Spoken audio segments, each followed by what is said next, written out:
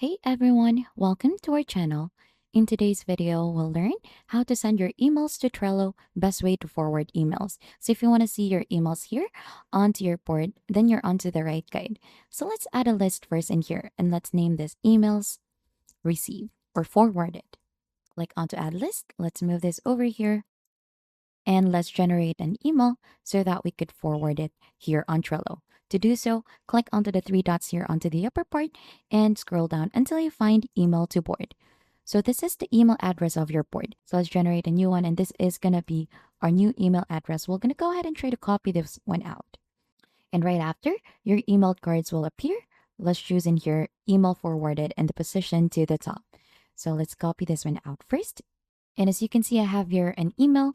So we'll try to forward this one out. So let's click onto more and we're going to forward this. And we're going to go ahead and try to paste in the hello email that we have generated earlier. So let's send that one out. And right after it has been sent already, head back onto your board and try to see if it is added already onto our list.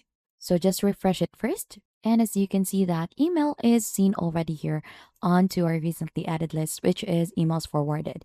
So you should be able to see also in here the different informations from that onto the description, and you'll have an option to update the different settings onto this card.